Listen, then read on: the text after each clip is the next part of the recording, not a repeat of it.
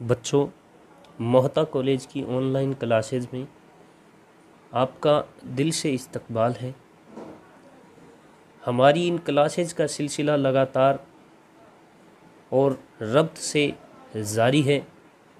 ہم آج اپنے اسی سلسلے میں آگے بڑھتے ہوئے ہمارا اگلا ٹاپک رومانویت اور اردو ادب میں اس کا ارتقاء، اس پر چرچا کریں گے۔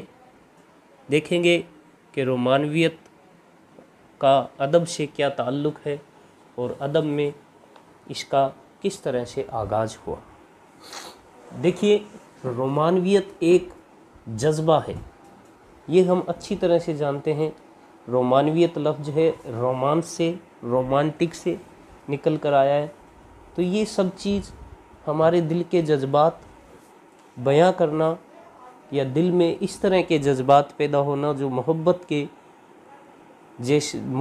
جذبات ہوں، تو انہیں ہم رومانویت سے مراد دیتے ہیں۔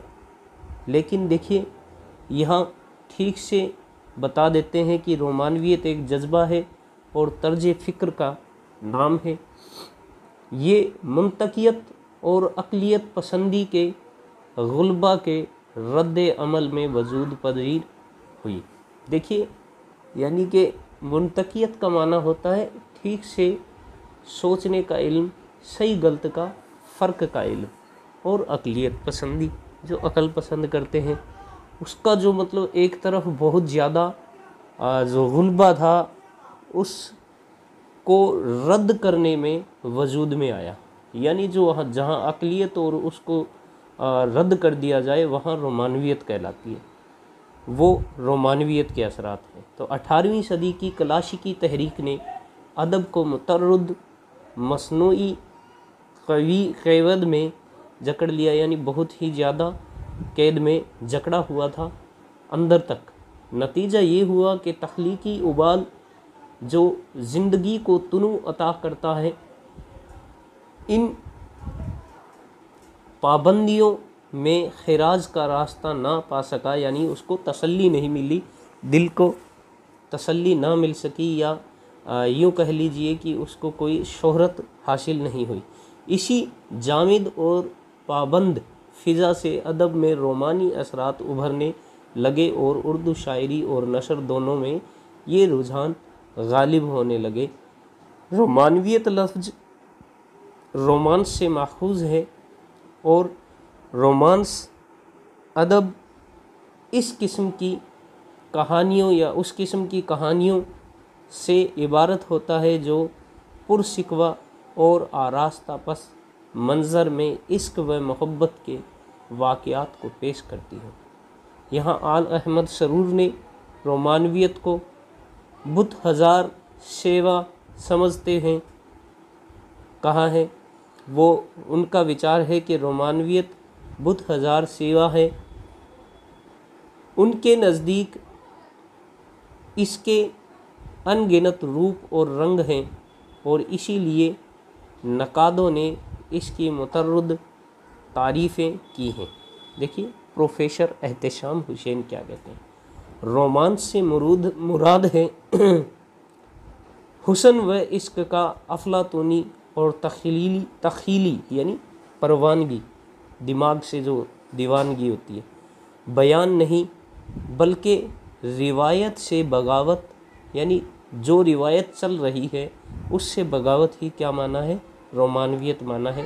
نئی دنیا کی تلاش، خوابوں اور خیالوں سے محبت، اندیکھے حسن کی جستجو، وفور تخیل اور وفور جذبات، انانیت یعنی غرور، انانیت میں ڈوبی ہوئی انفرادیت یعنی انسانیت، آزادی، خیال حسن سے تا مقصد ور لطف اٹھانے میں نا آسودگی کا احساس اور اس کا قرب۔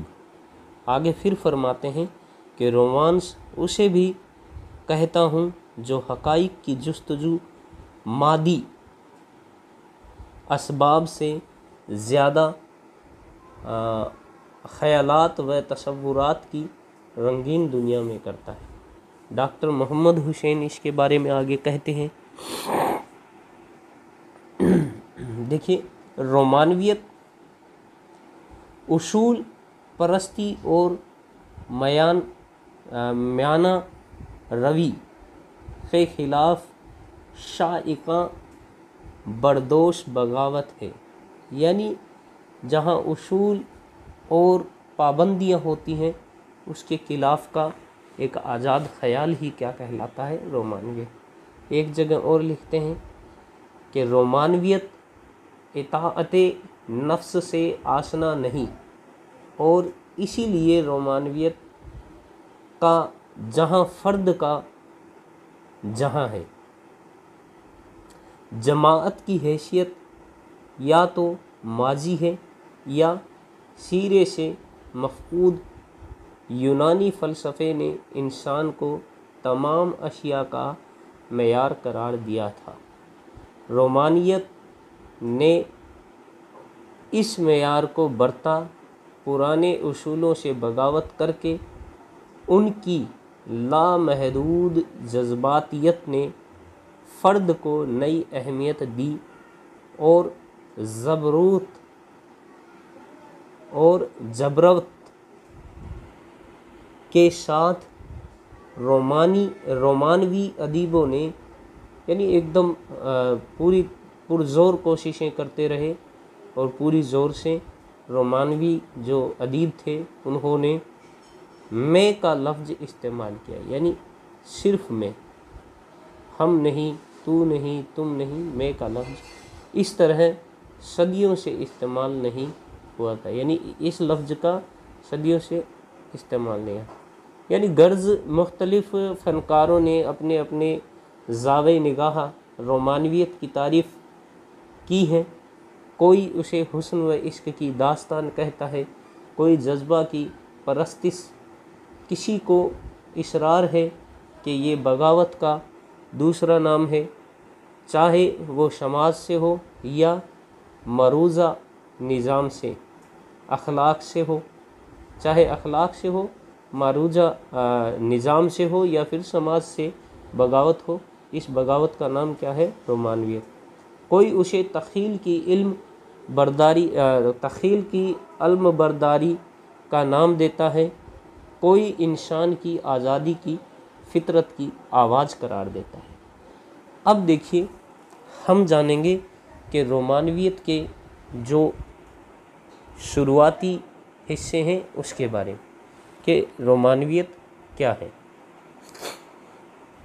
तो चलिए आगे इसी सिलसिले में हम आगे बढ़ते हैं कि रोमानवियत की बुनियादी खद्दो-खाल किस तरह की खद्दो-खाल है, उनका जो ढांचा है रोमानवियत का, वो ढांचा कैसा है, वो किस तरह की अपनी सोच रखते हैं, क्या उनकी इसमें सोच है।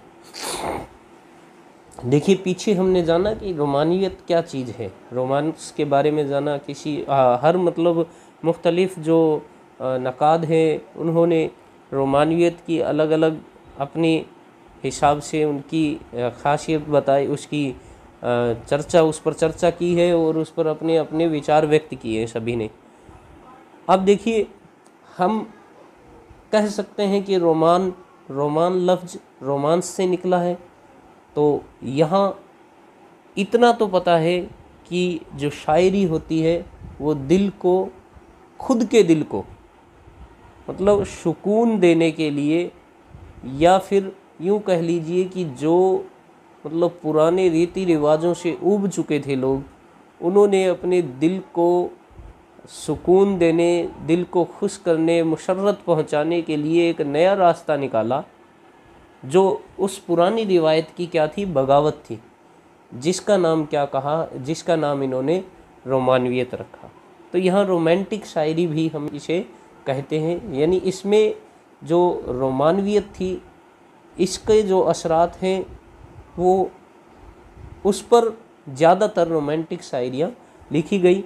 लेकिन इसका एक और हिस्सा ये भी कह सकते हैं कि यहाँ अखलाक, समाज सबसे क्या थी? बगावत थी। अब देखिए, रोमानवियत के बुनियादी खद्दो-खाल हैं, इस पर हम चर्चा करते हैं कि ये क्या कहते हैं। तो इनका जो पहला جو ان کے خیالات تھے وہ کیا کہتے تھے، ان کے خد و خال تھے، ان میں تھا انفرادیت۔ انفرادیت سے مراد ہے خودی یا ایک فرد، ٹھیک ہے، خود پر مطلب زیادہ۔ یہاں ہم نے پیچھے پڑھا بھی ہے کہ یہ میں لفظ کا استعمال کرتے ہیں، تو اس میں سماج کی اصلاح سے زیادہ کیا تھی، فرد کی اصلاح پر زور دیا جاتا تھا۔ یعنی جو ذات کی خاصیت، جو خاصی ذات کی جو خاصیت ہوتی ہے اس پر ہم چرچا کر رہے ہیں۔ تو رومانویت پسند ادیب ایک ایسے معاشرے کی تخلیق کرتا ہے جس میں کسی قسم کی سیاسی اور معاشرتی بندش نہ ہو، یعنی ایک الگ اپنا سماج بنا رہے تھے، رومانی سماج۔ پھر ہے جذباتیت، یعنی یہاں جذبات کو زیادہ مد نظر رکھا جاتا ہے، یا جذبات پر زیادہ، تو اس سے متاثر ادیب جذبات کے آزادانہ، جو دل کی بات تھی، جو جذبات تھے، ان کو آزادانہ خیال سے پیش کرتے تھے۔ تو اظہار کرنا آزادانہ طریقے پر، کھلے طور پر اظہار کی، کلاسیکی اعتدال پسندی پر توجہ دیتے تھے۔ یعنی ہم یہاں یوں کہہ سکتے ہیں اعتدال سے مراد ہے اوسط درجے کا یا مڈل کلاس۔ تو یہ لوگ جو مطلب کیا تھے، اوسط درجے کی کلاسیکی کو پسند کرتے تھے اور اس پر زیادہ توجہ کرتے تھے۔ اگلا ہے فطرت پرستی۔ رومانویت کی وجہ سے فطرت کے مطالعہ کا شوق پیدا ہوا۔ فطرت سے مراد ہے قدرت، ٹھیک ہے۔ رومانی ماورائیت، یہاں رومانویت پرست ادیب اس دنیا کی نرنگیوں کو، یعنی یہ جو دنیا ہے اس کی نرنگیوں کو، اگلا انہوں نے بتایا کہ رومانی ماورائیت یعنی رومانویت پرست ادیب اس دنیا کی نرنگیوں کو بیان کرنے کے بجائے ماورائی خیالات یعنی دل کے جذبات اور تصورات کو بیان کرنا پسند کرتا ہے۔ اس کے علاوہ انسانی دوستی یا انسان دوستی بھی ان کے خد و خال میں تھا، جس میں یہ کہتے ہیں کہ رومانی شاعر انسان دوستی کے قائل ہیں اور ان کی آزادی کے خیر خواہ ہیں۔ اور اس کے علاوہ بیزاری اور قنوتیت پر ہم نے چرچا کی ہے کہ قنوتیت کیا چیز ہے۔ یہاں قنوتیت سے مراد انہوں نے دیا ہے کہ اس تحریک سے شعر و شاعری میں قنوتیت کے اثرات پیدا ہوئے اور ان سے جو متاثر شاعر انسان کے مستقبل سے مایوس ہونے لگے، یعنی یہاں لوگوں میں ایک طرح کی مایوسیت چھانے لگی۔ قنوتیت سے مراد یہاں مایوسی ہونا۔ تو اب دیکھیے یہ تو تھے ان کے خد و خال ہم نے چرچا کی ہے۔ اب جانتے ہیں اس کے کس کس چیز پر اثرات پڑے۔ تو ظاہر سی بات ہے پوری اردو ادب پر پڑے۔ تو پہلے ہم چرچا کریں گے اردو نظم پر رومانویت کے اثرات۔ یہاں اردو نظم نگاری کی تحریک نے فطرت اور نیچر سے متعلق نظموں کو موضوع بحث بنایا، یعنی اپنے بحث کا موضوع بنایا۔ پھر سے مقصدیت اور افادیت کے تحت لا کر اس کا تعلق زندگی اور سماج سے جوڑ دیا۔ اس لیے ان میں رومانی جوش و خروش کا اظہار نہ ہو سکا۔ البتہ اقبال نے نظموں میں فکر و فن کے حوالے سے جو تبدیلیاں پیدا کی، ان میں جوش و جذبے، فکر و عمل اور تیزی اور تندی کی جو کیفیت تھی، اس نے رومانی شاعروں کو حوصلہ بخشا۔ اس سلسلہ میں سب سے پہلا نام اختر شیرانی کا لیا جاتا ہے۔ تو چلیے اختر شیرانی پر چرچا، یعنی رومانی شاعر بھی کہلاتے ہیں، سب سے بڑے رومانی شاعر ہیں، ٹھیک ہے۔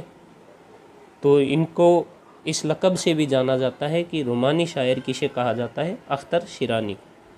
تو چلیے اختر شیرانی نے حسن کی تلاش اور اس کی چاہت میں جذب و مستی کا اظہار کیا۔ ان کے یہاں ایک خاص کیفیت چاہت اور ماورائیت کا وہ عالم پیدا کیا جہاں صرف شاعر کا خلوص عشق و مستی ہے اور اس کے تعلق کی وہ اڑانے جو ایک ماورائی دنیا کی یعنی خیالی دنیا کی کھوج میں بھر جاتی ہیں۔ محویت اور خود فراموشی کی وہ حالت جہاں بہاروں اور نظاروں کی پریاں قطار اندر قطار رقص کر رہی ہیں، خلوص یعنی ناچ رہی ہیں، خلوص اور پاکیزگی، جذباتی اور تعلق خاطر کی شدت خوابوں کی ایک نئی دنیا سجائے ہوئے ہیں، جس سے شاعر کو دنیا سے اور کسی طرح کا شروکار نہیں، یعنی خیالی دنیا میں کھوئے ہوئے ہیں اور خیالی دنیا پر چرچا کرتے ہیں۔ تو یہاں مطلب شاعر کو دنیا سے کوئی بھی لینا دینا نہیں ہے، کوئی شروکار نہیں ہے، صرف یہ اپنی شاعری اور اپنے جذبات کو ہی توجہ دیتے ہیں۔ اس میں انہوں نے شعر بھی لکھا ہے کہ ابھی سے جاؤں اور وادی کے نظاروں سے کہہ آؤں، بچھا دے فرش گل وادی میں گلزاروں سے کہہ آؤں۔ آسان زبان ہے، سمجھ میں آ رہی ہے آپ لوگوں کو۔ چھڑک دیں مستیاں پھولوں کی مہکاروں سے کہہ آؤں کہ سلمیٰ میری سلمیٰ نور برسائے گی وادی میں، سنا ہے میری سلمیٰ رات کو آئے گی وادی میں۔ آپ اس سے سمجھ گئے ہیں کہ شاعر نے بس مطلب پریوں کو اپنی شاعری میں شامل کیا ہے، حسن عشق کا یہاں چرچا کیا جا رہا ہے، اور صرف شاعر کیا بیان کر رہا ہے، یا اپنے دل کے جذبات خیال بیان کر رہا ہے، تاکہ وہ جو پرانی ریتی رواجوں سے اوب چکا ہے اس کے اپوزٹ اپنی دل کو تھوڑی سی تسلی دے سکے، دل میں تھوڑی سی مسرت پیدا کر سکے۔ تو چلیے آگے چلتے ہیں، جو اگلے شاعر ہیں ان پر چرچا کرتے ہیں۔ اب دیکھیے ان کی شاعری میں متوالی گھٹائیں، جھومتی ہوئے ہوائیں اور سرشار میں گزاروں انتظار کا یعنی انتظار کا ہجوم، اور بال بکھرائے ہوئے نیل گو پریوں کے حسین پیکر اور فطرت کے زمزمے بھی ہیں، اور حسن و جمال کی پرستش کا بے تابانہ اظہار بھی۔ ان کی شاعری میں حسن اور اس کی پاکیزگی کے کیف میں محو ہو جانے کی کیفیت ہر جگہ ملتی ہے۔ ان کی چند اہم رومانی نظموں میں وادی گنگا میں ایک رات، تاروں کی بستی جہاں ریحانہ رہتی ہے، اور سلمیٰ 14ویں سالگرہ کا تحفہ، اس کے علاوہ دیہاتی لڑکی وغیرہ، یہ ان کی رومانی شاعری کے آپ کو نمونے پڑھنے کو مل سکتے ہیں۔ اگلے ہیں جوش ملی آبادی، ان سے آپ اچھی طرح سے واقف ہیں، پھر بھی یہ جب ترقی پسند تحریک سے جڑے اس سے پہلے انہوں نے بھی رومانی تحریک اور رومانٹک شاعری میں بڑی طب آزمائی کی ہے۔ اس سلسلے میں دوسرا اہم نام جوش ملی آبادی کا ہے۔ ان کے یہاں جذبات کی شدت ہے، بلکہ وہ جذبات ہی کی بدولت اپنی انقلابی آن بان قائم رکھنے میں کامیاب ہوئے ہیں۔ اختر شیرانی کے برعکس یعنی ان کے اپوزٹ، جوش کی رومانویت میں ایک شورش گھن گرج کا معنی ہے یہاں جہاں گونج، ٹھیک ہے، ایک ولولہ یعنی ابال کی کیفیت ہے۔ ان کے یہاں فکر کی گہرائی نہیں، جذبات کی وسعت ہے، اور ایک عجیب بے نیازی ہے جس کا کوئی نام نہیں۔ جامن والیاں، مالن مہترانی، جنگل کی شہزادی، کوہستان کی عورت وغیرہ ان کی بڑی ہی شاندار نظمیں ہیں۔ اس کے علاوہ اس میں انہوں نے یہ کہہ سکتے ہیں کہ ان کی سرکشی جذبہ حسن پرستی کی مرتعش پرچھائیاں ہیں، یعنی ان کی نظموں میں ہمیں یہ چیزیں یہ نظمیں ہیں جن کا نام ہم نے پڑھا بھی، تو ان نظموں میں آپ کو رومانٹک شاعری کا ظہر دکھائی دے گا۔ لکھتے ہیں، بڑھائے سرخی عارض ہوائے صحرا سے، نہایا کون چلا آ رہا ہے گنگا سے، شیرہ دلائی کا سر پر نظر جھکائے ہوئے، دبائے دانتوں میں آنچل بدن چرائے ہوئے، نمی ہے زلف میں اشنان کر کے نکلی ہے، یہ کس کی موت کا سامان کر کے نکلی ہے۔ گنگا کے گھاٹ سے نظم سے یہ بند ہم نے پڑھا۔ رومانی اثرات صرف جوش اور اختر شیرانی کے یہاں ہی نہیں، حفیظ اور حامد اللہ افسر کے گیتوں، شاگر نظامی، رویش صدیقی، احسان دانش اور سکندر علی وزد کی نظموں میں بھی ہمیں، اس کے علاوہ اختر الایمان، ان کی اختر انصاری، ان کی نظموں میں بھی ہمیں دیکھنے کو مل سکتا ہے۔ تو چلیے ہم اگلے شاعر پہ چرچا کرتے ہیں کہ اس کے بعد میں، ان کے بعد میں کون سے شاعر ہیں جو رومانٹک شاعری میں بہترین رومانٹک شاعری لکھ رہے تھے، اس کام کو بخوبی سے انجام دے رہے تھے۔ ہم جان چکے ہیں کہ بالکل یہ سرل بھاشا میں ہم جانتے ہیں کہ رومانس کیا ہوتا ہے۔ اس کے بعد ہم چرچا کرتے ہیں اگلے شاعر پر۔ اگلے شاعر ہیں حفیظ جالندھری۔ دیکھیے، حفیظ کے نغموں کی دل نوازی، حسن پرستی اور شگفتگی، فطرت پرستی اور سادگی، ابھی تو میں مجنوں ہوں کے علاوہ حسینہ شہر اور دوسری نظموں سے ظاہر ہوتی ہیں۔ ان کے نغمے اور گیت جہاں اردو نظم میں بحر بے کی خوشگوار مثالیں ہیں، ان کی سرمستی حسن کی بھی ترجمہ ہے۔ یعنی ان کی جو سرمستی ہے، ان کی جو نظمیں ہیں، اس میں آپ کو حسن اور جمال کے ظہر بخوبی دیکھنے کو ملیں گے، بہت شاندار انداز میں ملیں گے۔ دیکھیے، لکھتے ہیں ایک نظم کا بند انہوں نے لکھا ہے، اس میں پیش کیا ہے کہ اٹھلا رہی ہیں اترا رہی ہیں خوبان ہندی جوران ارضی، رونق گھروں کی نازک دوپٹے رنگین ہلکے سر پر سنبھالے شانوں پہ ڈالے، مینا لاکھ برسے لاکھ برسے جی لاکھ ترسے نکلے نہ گھر سے شوہر کے ڈر سے۔ بڑی مطلب الگ انداز کی شاعری حفیظ جالندھری نے پیش کی ہے، تھوڑا رومانٹک انداز میں پیش کی ہے۔ اس سے ہمیں اندازہ لگ جاتا ہے کہ رومانی جو یہ ایک تحریک اپنے آپ میں الگ تحریک کا مرتبہ رکھتی ہے، یہ اس سے جڑے ہوئے جتنے بھی شاعر تھے، اس سے اندازہ لگایا جا سکتا ہے کہ وہ لوگ جو پیچھے کے ریتی رواج، معاشرے، اخلاق اور جو بندشیں تھیں، ان سے بہت زیادہ پریشان ہو رکھے تھے۔ اس وجہ سے انہوں نے ایک نئی راہ تلاش کی اپنے دل کو مسرت دینے کی۔ دیکھیے اگلے ہیں حامد اللہ افسر۔ حامد اللہ افسر کے نغمے بھی فطرت سے آہنگ ہیں۔ صبح کا تارا اور نسیم سحر چاندنی، رات اور گرمی کی بہار وغیرہ نظمیں ان کے یہاں رومانیت کے اثرات کو واضح کرتی ہیں۔ ہم نے چرچا کی تھی کہ یہ فطرت کو بھی توجہ دیتے ہیں، یعنی قدرتی مناظر پر بھی لکھتے ہیں، ساتھ ہی ساتھ اس سے بھی دل کو میسر اور دل کو مسرت پہنچاتے ہیں۔ اگلے ہیں روش صدیقی۔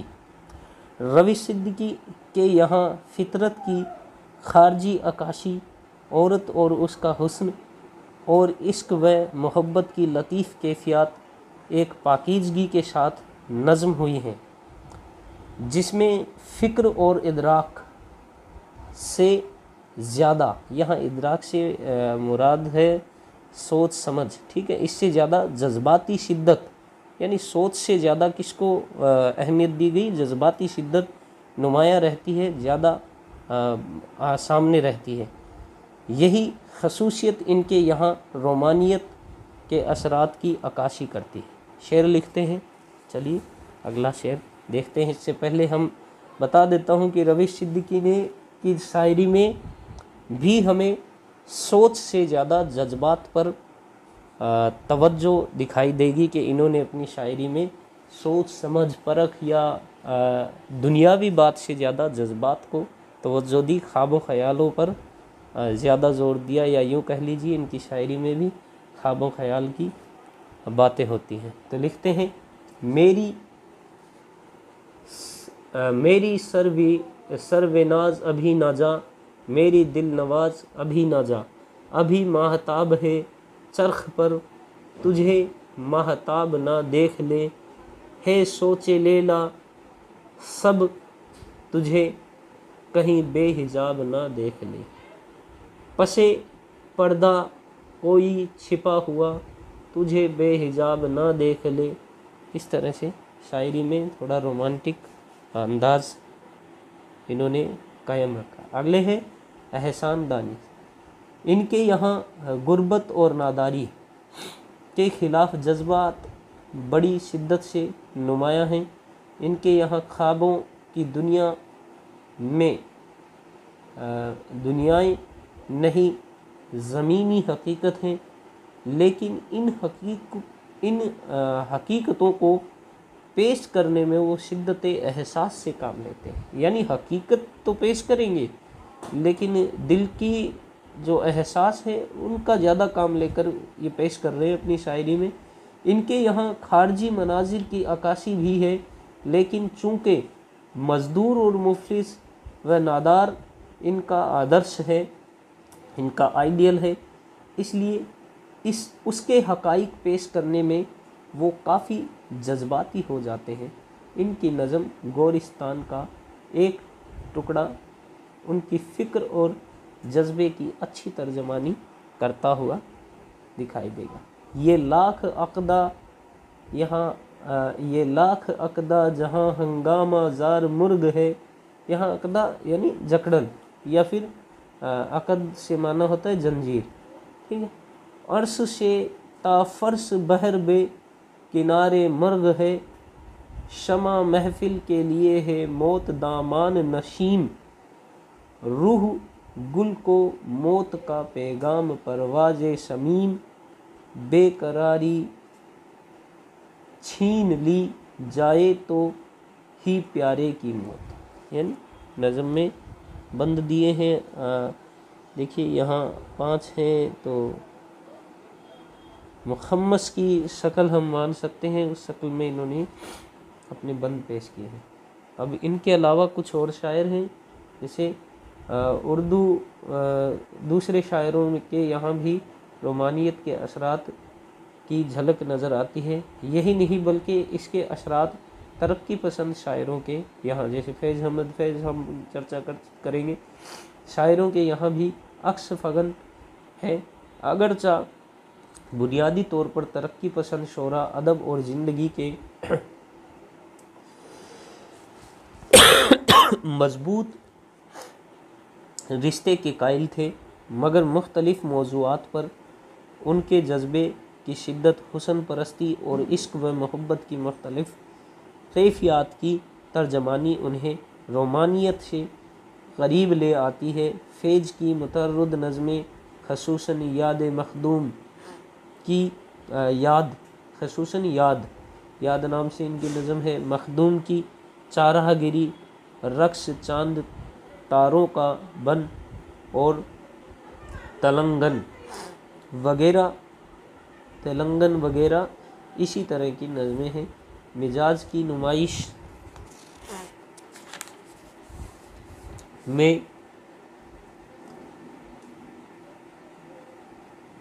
نورا، اس کا جشن سالگرہ اور بطان حرم جیسی نظمیں رومانیت کے اثرات کو واضح طور پر پیش کرتی ہیں۔ اسی طرح اور دوسرے شعراء کے یہاں بھی اس طرح نقوش واضح یا دھندلی صورت میں ملتے ہیں۔ اگلا اب ہم پڑھیں گے اردو نثر میں رومانیت کے اثرات کیا ہیں۔ ابھی ہم نے شاعری پر پڑھے، اب ہم جانیں گے اردو نثر پر اس کے کیا اثرات۔ دیکھیے اردو نثر میں اس رجحان کی ابتدا شرر اور ناصر علی سے ہوئی، مگر اس رجحان کو جن لوگوں نے عروج پر پہنچایا ان میں یلدرم، مہدی افادی، نیاز فتح پوری، سجاد انصاری اور مجنو گورکھپوری پسو پیش رہے۔ لام احمد اور مجنو تو اصطلاحی معنوں میں ترقی پسند بھی رہے، مگر یلدرم، مہدی افادی، نیاز اور سجاد انصاری کے یہاں رومانیت کے اثرات خاص طور پر نظر آتے ہیں۔ تو چلیے چرچا کرتے ہیں سجاد یلدرم۔ یہ رومانیت کے سب سے بڑے نثر نگار تسلیم کیے جاتے ہیں۔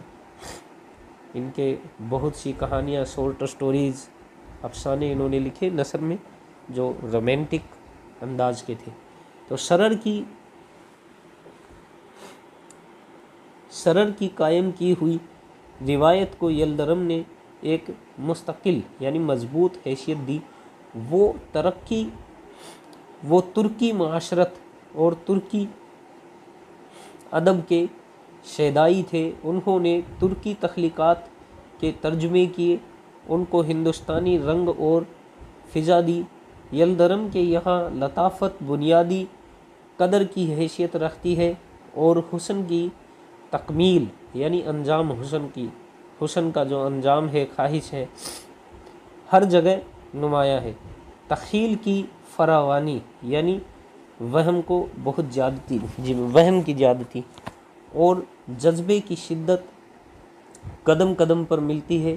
ان کی تخلیقات میں افسانوں اور انشائیوں کے دو مجموعے، خیالستان اور حکایات و احساسات، 4 ترکی ناولوں کے ترجمے، ثالث بالخیر، زہرہ، مطلوب حسینہ اور آشیب الفت کے نام سے ہی 3 ڈراموں کے اردو ترجمے، جلال الدین خوارزمشاہ، جنگ و جدل اور پرانا خواب خاص طور سے قابل ذکر ہے۔ ان کے بعد جو اگلے نثر نگار ہیں، رومانٹک نثر نگار یا رومانی نثر نگار، ان میں مہدی افادی کا نام قابل ذکر ہے۔ مہدی کا سرمایہ تحریر زیادہ نہیں، ایک افادیت مہدی کے نام سے ان کے مضمون، انشائیوں اور تبصروں کا مجموعہ ہے، اور دوسرا ان کے خطوط کا مجموعہ صفائے محبت کے نام سے شائع ہوا۔ وہ روشن خیال اور وسیع المطالعہ ادیب تھے، یعنی دور تک پر چیز پر چرچا کرنے والے یا دور تک کی سوچنے والے۔ ان کا شمار اہل علم میں ہوتا تھا۔ ان کی رومانیت پر جمالیاتی احساس غالب تھا۔ ان کی جو رومانیت تھی اس پر جمالیاتی احساس غالب تھا۔ وہ حسن کے پرستار تھے اور اچھائیوں پر نظر رکھتے تھے۔ وہ ظاہر اور باطن دونوں کی پاکیزگی کے قائل تھے۔ ان کی ترجمہ شدہ تراکیب، مثلاً حیۃ الاحتجاجیہ سوسائٹی، اختصاصی اسپیشلسٹ، اور لکھا ہے اوادر السیمیہ یعنی لکھا ہے ایٹیکیٹ، اور مخزن جذبات اہل تنقید، ایٹیکیٹ کا لکھا ہے انہوں نے کچھ جو چیز مطلب ان کی تراکیب ہیں ان کا نام ہم پڑھ رہے ہیں، جو انہوں نے کیا کیا ہے، ترجمہ کیا ہے۔ مخزن جذبات اہل تنقید، تنقیدی عالیہ وغیرہ خاص طور سے قابل ذکر ہے۔ اگلے اس میں جو نام ہے مشہور جو ہوئے نثر نگار وہ ہیں نیاز فتح پوری۔ نیاز ہمہ جہت قسم کے ادیب تھے اور وہ نقاد بھی تھے، لیکن ان کو شہرت ان کے ادب لطیف نے دی، جس کی امتیازی صفت ان کی جمالیاتی احساس کی شدت ہے۔ انہوں نے یونانی علم الاشنام کی رومانیت اور حسن پرستی کو اپنے انداز میں، یعنی جو بت معشوق سے مراد ہے معشوق کا بت، وہ جو ان کا رومانیت اور حسن پرستی کو اپنے انداز میں پیش کیا ہے۔ عورت اور حسن و عشق کے رنگ میں نور برسا دیتے ہیں۔ انہوں نے گیتانجلی کا عرض نغمہ کے نام سے 1914 عیسوی میں ترجمہ کیا۔ ایک شاعر کا انجام نیاز کا پہلا طویل افسانہ یا ناولٹ ہے۔ اس میں جذبات نگاری، اسلوب کا حسن اور جمالیاتی احساس کی شدت ہے۔ ان کے افسانوں اور انشائیوں کا مجموعہ نگارستان ہے۔ ان کے انشائیوں کی لطافت، حسن فطرت کی شگفتگی، شدت جذبات اور جمالیاتی احساس کی فراوانی انہیں ادب لطیف کا ترجمان بنا دیتی ہے۔ چند دن بمبئی میں عورت برسات ایک قافلہ شہرا کو دیکھ کر محبت کی دیوی ان کی نشری شہ پارے ہے۔ ان کے بعد اسی سلسلے میں جو اگلے رومانٹک یا رومانی نثر نگار ہیں جو کافی مشہور اور مقبول ہوئے، وہ ہیں لام احمد اکبر آبادی۔ ان کے یہاں بھی رومان پسندی، حسن پرستی اور تحریر میں پاکیزگی کا ذوق نمایاں ہے۔ لالا رخ سر ٹامس میور کی مشہور مثنوی کا ترجمہ ہے۔ محبت کا افسانہ ناول ہے۔ انشائے لطیف میں حسن و عشق کی کہانیاں ہیں۔ زہرا کی ایک کرن میں ہوں اپنی شکست کی آواز۔ اگلا ہے ان کا بیداری کا خواب، کامران ثانی۔ سبھی کہانیاں ان کے ذوق حسن اور احساس جمال کی شدت کی آئینہ دار ہے۔ اب دیکھیے ان کے بعد میں ایک اور مشہور نثر نگار ہیں جن پر ہم چرچا کرنے جا رہے ہیں، وہ ہیں مجنوں گورکھپوری۔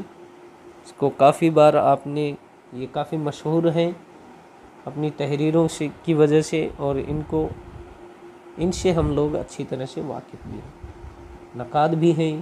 تو دیکھیے مجنوں بحیثیت نقاد زیادہ مشہور ہوئے۔ انہوں نے افسانے بھی لکھے اور ناولٹ بھی۔ مجنوں کی پہلی افسانوی تخلیق زیدی کا حسر، مندرجہ خیال، نیم و فلک در چا خیال کے عنوان سے نگار میں 1928 عیسوی میں بالاقساط چھپی اور نظر ثانی کے بعد 1944 عیسوی میں کتابی صورت میں آئی۔ خواب خیال اور شمن پوش ان کے افسانوں کے دوسرے مجموعے ہیں۔ تو اس کے بعد میں اگلے ایک اور مشہور نثر نگار ہیں سجاد انصاری۔ سجاد انصاری کو ادب لطیف کا فلسفی کہا گیا ہے۔ انہوں نے ادب لطیف کے تمام موضوعی عناصر کو یعنی عورت، حسن و عشق، شباب، معیشت، افت نسوانی اور مذہب کے بارے میں فلسفیانہ اور جذباتی طرز استدلال کے ذریعہ اس طرح پیش کیا کہ وہ حقیقی نظر آتے ہیں۔ محشر خیال میں، حقیقت اریاں، علی گڑھ میگزین، روح ادب، افت نسوانی، پیام زلیخا، مذہب و اخلاق اور علماء ایران کے مظالم پر مضمون ہے۔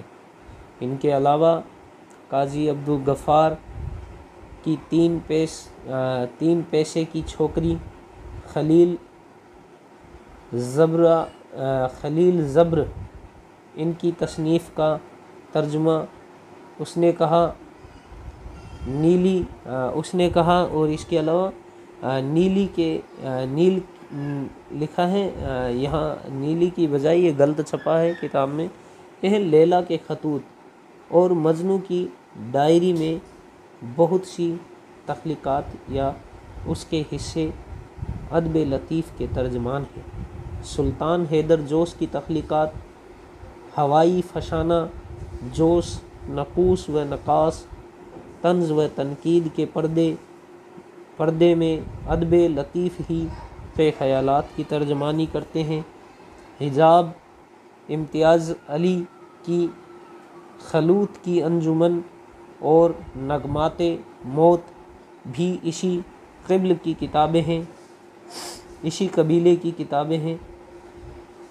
ان کے علاوہ جوش ملی آبادی نے اپنی کتاب روح ادب میں جو نثر پارے پیش کیے ہیں وہ بھی رومانی اثرات کی ترجمانی کرتے ہیں۔ میاں بشیر احمد کے مجموعہ ہائے مضامین، طلسم زندگی، طلسم حیات، جد و جہد، سرگوشیاں اگرچہ ایک سنبھلی ہوئی لطافت کے ترجمان ہیں۔ اسی طرح عبدالعزیز فلک پیما کے مضامین کا مجموعہ مضامین فلک پیما، خلیق دہلوی کی تخلیقات کا مجموعہ ادبستان اور اختر شیرانی کی دھڑکتے دل اور اختر و سلمیٰ کے خطوط رومانی اثرات کے ہمہ گیری کا ثبوت باہم پہنچاتے ہیں۔ تو ہم نے جانا کہ کس طرح سے رومانیت نے اردو ادب میں اپنے پیر پسارے اور کس طرح سے اردو ادب کو اپنی اثرات میں لے کر آئی اور اپنے اثرات اردو ادب پر قائم کیے، اور اس کی جد میں کس طرح سے اردو ادب آیا۔ پھر اس کے بعد میں جیسے حالات بدلے تو نئی شاعری کا یا جدید شاعری کا دور آیا، تو یہ ایک بیچ کا تھوڑا سا عرصہ تھا جس میں رومانی شاعری اور رومانی نثر دونوں پر زور دیا گیا۔ تو آج ہم نے جانا کہ رومانویت اور اردو ادب پر رومانویت کے کیا اثرات قائم ہوئے۔ تو اس کے بعد ہم اس سے آگے کے ٹاپک جو ہمارے نصاب میں شامل ہیں ان کو پڑھیں گے۔